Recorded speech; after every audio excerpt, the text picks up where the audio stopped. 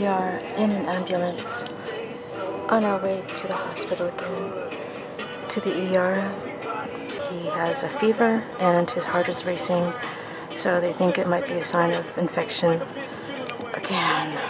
Hey everyone, I know I never show myself in these videos, but I'm using my phone right now so I can see myself on the screen. We're back at Renown. My brother is down in the ER, and I just got myself some dinner, a hot chocolate and a sandwich. Yesterday he was perfectly normal.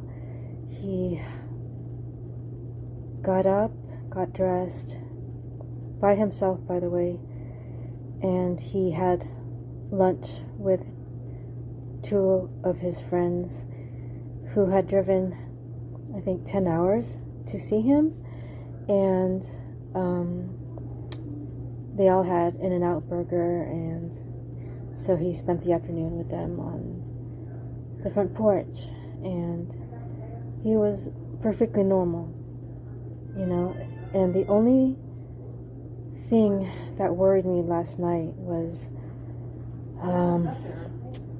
I'm sorry, I don't know the technical name of this tube, but so he has his nephrostomy tubes, his colonoscopy bag, and one other tube that is connected to his bum, and it goes into where does it go into? Like his stomach, bowel area. And normally what comes out of that is what I put in when I rinse his tubes twice a day, morning and night, with saline solution. And so that's all that comes out. And last night I noticed it was more than that, so I knew I had to keep an eye out. And this morning the output was back to normal. I think it was, I would say, 10 milliliters that I cleared out, but he was very lethargic all day. He didn't want to get out of bed. He had a banana in the morning with orange juice, and then he ordered some Chinese food and he had some of that. He had the noodles in there and some of the beef and broccoli, but I would say he didn't even finish half of it.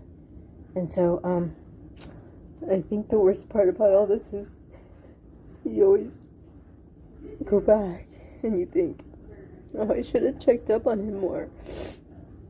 Or last night when I noticed the output was more, I should have called the ambulance then, you know. But we called it this afternoon around 4, and we called for the nurse first, and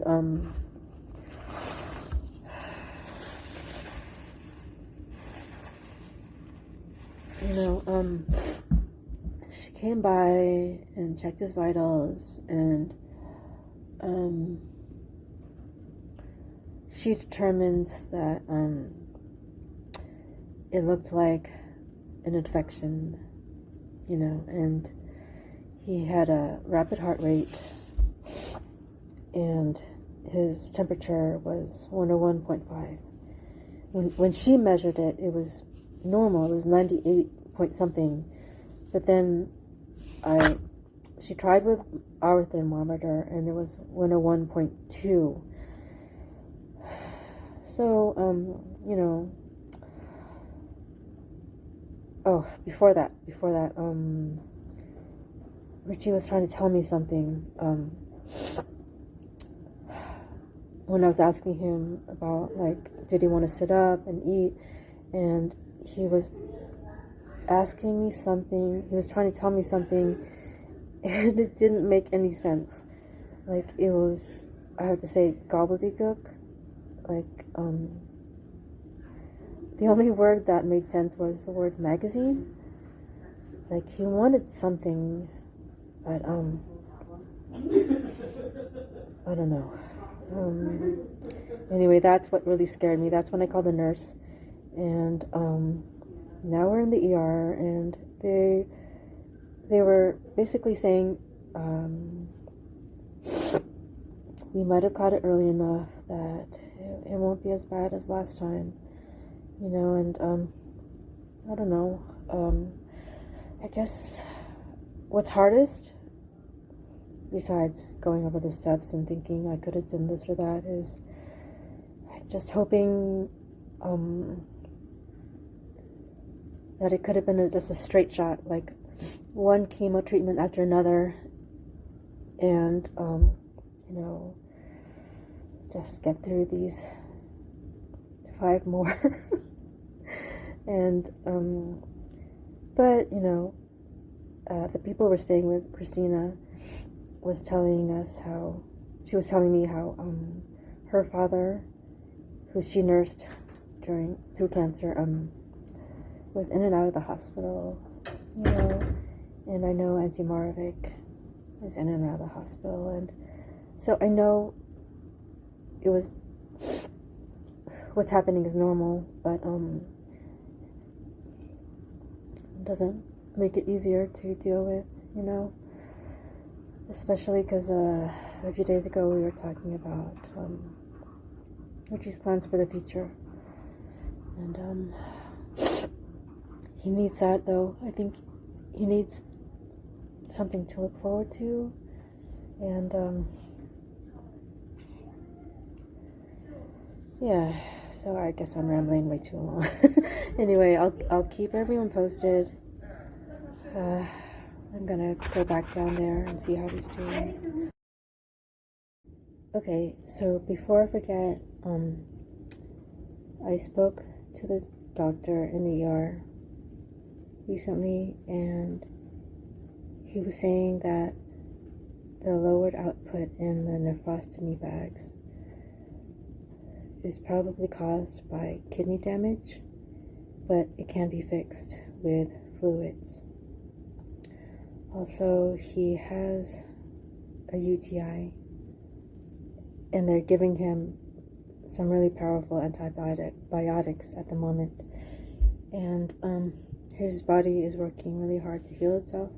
That's why he has the elevated heart rate.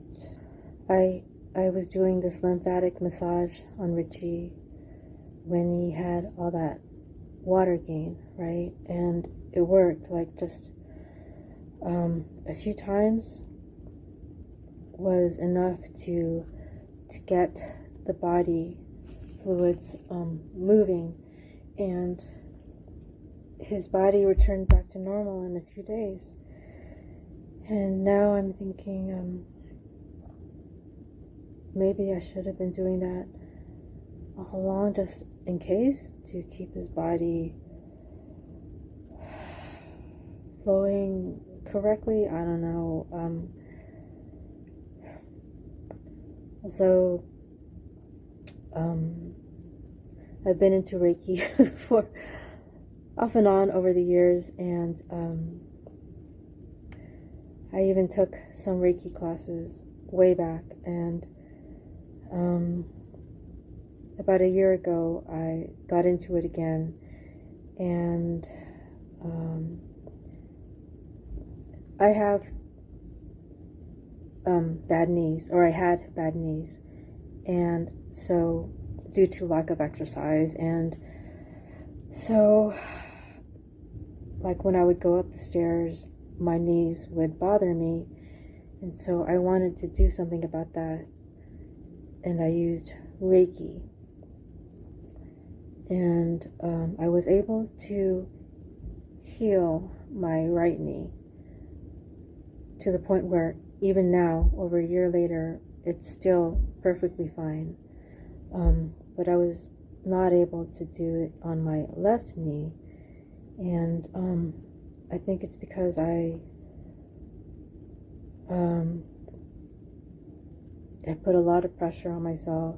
It's like, okay, I was able to do it on that knee, I should be able to do it on this one, and I was not able to. You know, I tried meditating and all this other stuff, and I was just not able to do it. And that really shook my confidence. And so this is going to sound crazy to some of you, but I have been trying Reiki on Richie. I would do meditation in the mornings, like over an hour of meditation, and then I would get the healing energy in my hands and then put it over Richie's stomach. And I don't know if it did anything, like, who knows. It didn't hurt. It didn't hurt, you know. It's just energy, healing energy, channeled through me, through my hands, to Richie's body, wherever it needs to go. And so, earlier I was kicking myself because I was like, oh, I've gotten lazy. Why haven't I been doing Reiki on Richie this past week? It sounds stupid maybe, but that's what I was thinking. Like, one, maybe I should have called the nurse yesterday when I first noticed the increased output, and two, maybe I should have been doing Reiki or the lymphatic massage, because if it didn't do anything, at least it didn't hurt.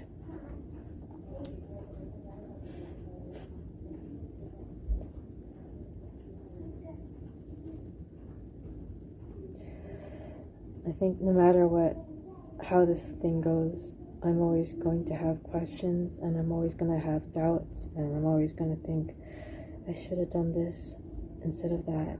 And it's an intense amount of pressure, you know.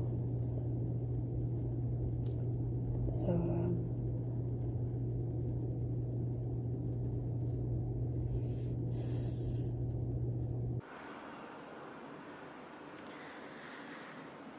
here is that view again.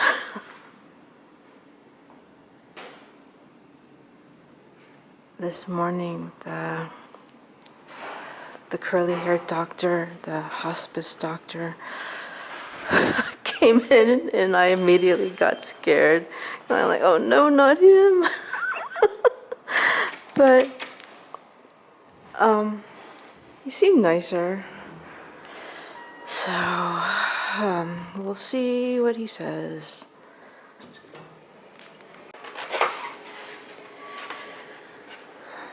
So here's my breakfast this morning. I brought it back to the room. There's my coffee. Thank God I brought this. So all this was $7. And I brought Richie's caffeine-free Coke.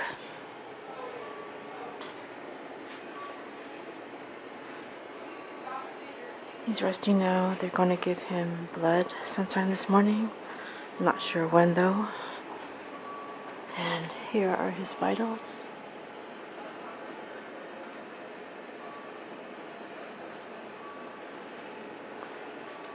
And the meds he's getting. Some antibiotics and fluids.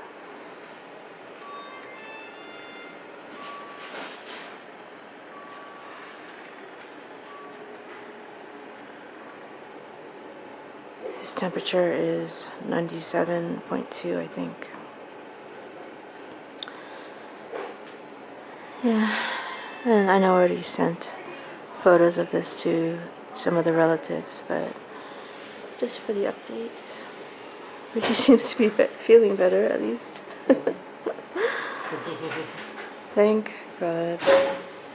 But do you know if you're still MPO or not? Okay, so we're not sure what's going to happen, if they're going to do the procedure or not.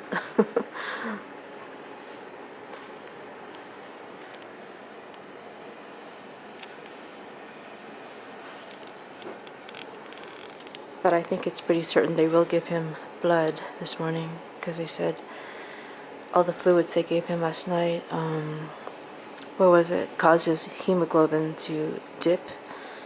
So he's getting blood.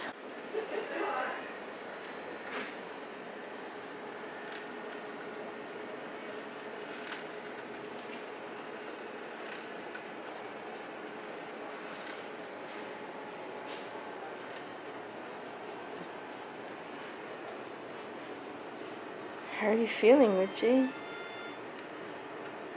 Oh, compared better. to yesterday? Better? Yeah, you do. Well, you remember, it's interesting, Yeah. because you said I was fine the day Yeah. before, and I was. And then you said it was cold. I remember being very cold and like sleeping. In fact, I was actually going to try to call you and ask you to put an extra blanket on me. Yesterday? Mm-hmm. When it was cold. When you said it was cold.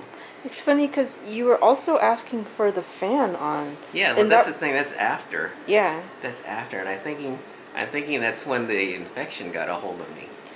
Yeah, I think that's when that was definitely when your fever started. But Yeah. I think, well, I think it, the doctor last night was saying, it's possible the infection started before then, but it didn't start to show physical signs like the first physical signs was probably the output in your that round thingy. I don't, what Yeah. is that thing called? I gotta learn the name I, of it. I don't know what to call it, but yeah. Yeah, your hand grenade, and that was the first physical sign. But you were feeling fine and everything. Yeah. So it's like I've been kicking myself for not calling the nurse last Sunday night when I saw the output in your hand grenade. But I don't know. I was telling myself, well, maybe it's just because in your when I change your diaper, there's a lot to clean up, right? Mm-hmm. So I was thinking maybe it was just that making its way in there. I mean, what do I know? I'm I not a know. doctor, I know. so it's like I'm really glad um, we we got the nurse to come and we went to the Yeah. ER yesterday Yeah. after you started to really to show signs because Yeah. Sunday you were normal. Yeah. And Monday is when you first started to show signs, but in the morning you weren't showing any signs. No. It just seemed like you were tired. Yeah. So that's what's so frustrating because you've had insomnia, and it's really hard to tell if it's Yeah. just insomnia that you have or if it's something to be worried about. Yeah. So it's maddening. But I did ask the doctor, would it have made a difference if I'd taken you to the ER a day earlier? And he said, it's really hard to tell. It's really hard Yeah. to tell. And so it's like Ellen was just saying, this is all a chess game. And, you know, you have someone who's really bad at chess taking care of you. Like, oh man. And when I was talking to the nurse on the phone and I was telling her what was happening, she sounded very reluctant. Like she was like, oh, it sounds like it's nothing, but I'll go up there anyway. Yeah. And then when she saw you and took your temp and all this, then she started to be like, oh, okay, this looks like it's serious. Or something to bring him to the ER for. But, so you're feeling better? Yeah. I mean, they're giving you antibiotics right now and that blood.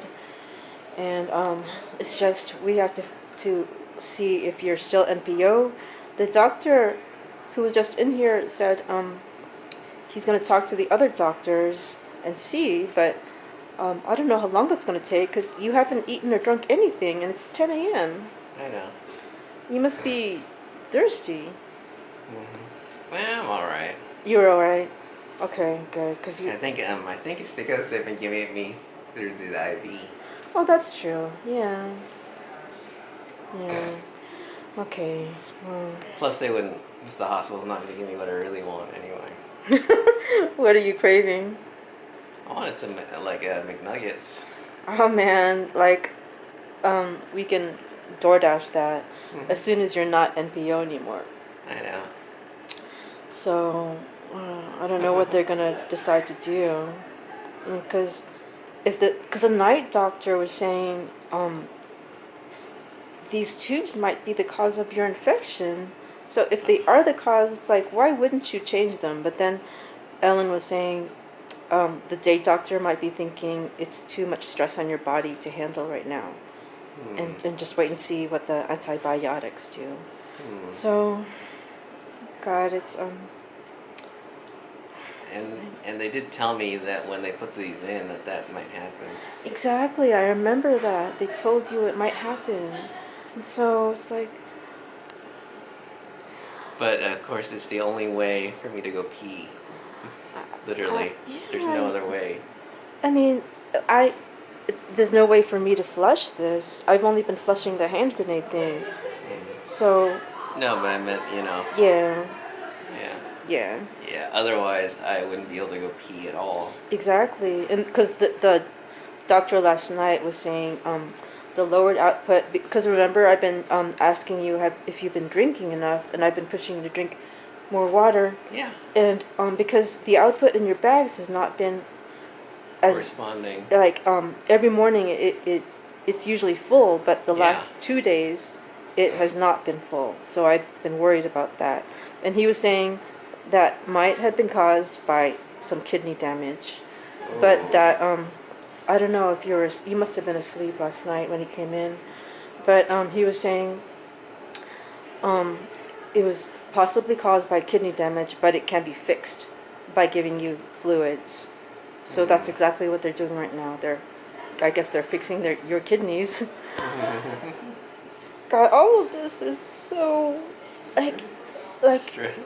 everyone on the medical team and us. Well, they're all playing chess, it seems, and seeing, okay, let's do this and see how his body reacts and blah blah blah. And I'm starting to think like no one knows exactly what to do. It's all like this team Well, saying, what do we do? Let's try this. You know what I mean? yeah, well, it's because no, everyone's body is individual. Exactly. I mean, I was supposed to die in January. Yeah. You know. And shit, I should have died. Should have died on New Year's Day. I wouldn't say should have. I would say you could have. True. You could have died. You could have died easily, but Yeah. you did not give up. And No. right now, your body is not giving up. Like, everything is showing that your body is fighting. You know? Oh, man. Like, I gotta learn how to read this chart because I'm like I show this to the family and they're like, oh yeah, that means blah blah blah, and I'm like, really, how can you tell? Well, it's not something I ever aspired to do though. But anything you want to say? Okay. I am glad though that I chose to go to the via ambulance. Yeah. Even if that's probably might cost a lot. Well, yeah, I mean, we could have Ubered, but since it was so fast. I mean, an Uber is fast as well, but this brought us straight to the ER. They brought you straight in. Had we taken an Uber, I think the procedure would have been taken longer because we would have had to do everything ourselves. Yeah. Instead, they took care of all of it. Yeah. And I think that under the circumstances, because I was very emotional yesterday because I have to admit it was like I was thinking it's because I was hoping like just one chemo after another, and then we would just go through it and you would get your life back. Yeah. But Christina was saying her father was in and out of the hospital, and Auntie Marvick is also in and out of the hospital. Yeah. And I'm like, okay, this sounds like normal. Like this is Yeah. the lucky ones, like that friend you're talking about who kept working. Yeah. She seems like one of the Lucky. rarities, Yeah. and this what you're going through seems more Normal. normal. Which, well, what can you do? But Yeah. I mean, I think the thing to do. I mean, all we can do is accept it and Yeah. be glad that your body is still fighting. You know? Yeah. Yeah. You are not giving up. Yeah. Ooh. Thank God. Yeah, and I didn't realize that eating lowers your that digesting lowers your blood pressure. That's funny. It might be instinctual. Because remember I was pressing you to eat, Yeah. but your blood pressure was already low, and Yeah. had you eaten, your blood pressure would have been even lower. Yeah. But but the thing was, because you were a little incoherent at one point, Yeah. and remember when you were trying to tell me something? I don't know if Yeah. you remember that, but I I was do. like I don't understand a single word you're saying, Richie, and you were really scaring me because nothing you said made any sense. It was like total gobbledygook. The only one word that made sense was you used the word magazine, and I'm like, he wants a book or something. Like I don't know. Do you remember at all what you were trying to tell me? Yeah. What? I just wanted you to grab my I just wanted you to use my blood pressure stuff. Oh my God! But what did the word magazine have to do with that? I don't know. See, it's like nothing you said made sense. That's Hmm. why I was like, you're really scaring me. I'm calling the nurse. Hmm. Oh man, I feel like I was also kicking myself because you know, the last time I had checked up on you was just before lunch, and you were about to eat, and I asked you, do you need help with this? Can you do it on your own? And Yeah. you said, oh, don't worry, I'll do it. I'll take Yeah. care of it. And so it sounded like you were fine. Yeah, and I ate, and I was like, I ate a lot. What I felt was like a lot, Well, and then I went to bed. yeah, you ate. Um, you did not finish even half of it. You did eat some. You did eat some. I know you did, but it was not like the day before where you ate a ton of food, or Yeah. the day before. So it was less than what you were eating normally. Okay, so it is noon, and you're having your brunch, I guess. 10 nuggets and fries, and And of course, I can only eat right-handed, which is weird for me since I'm left-handed. why can't you use your other hand? Oh, because Oh, it's hooked up to something. yeah, Oh, are you still getting blood? Oh, why? yeah, Oh. I'm getting something. Oh, you are still getting blood. I thought No, that it's had not blood, finished. but it's something else. Oh, It's something else, but it's not blood. I oh. think. Well, it I is don't know. red. Let me see what it is.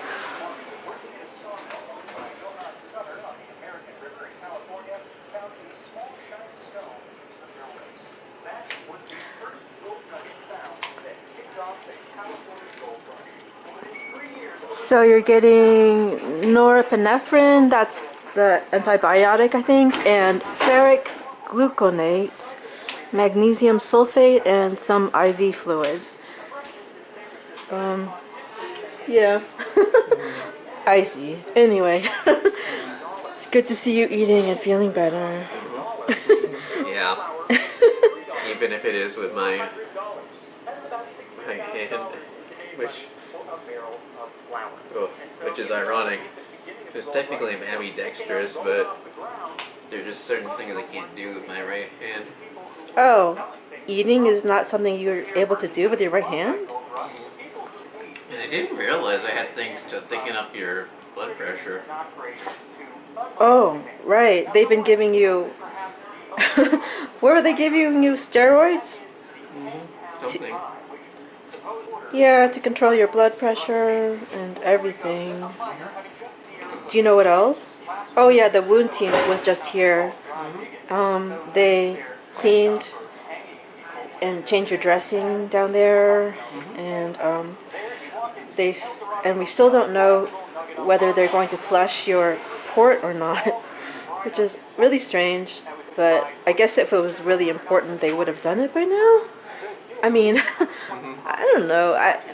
I was worried about that because I do it twice a day and they haven't done it once, and so anyway, yeah, I'll let you eat. You want to add anything or? Not really.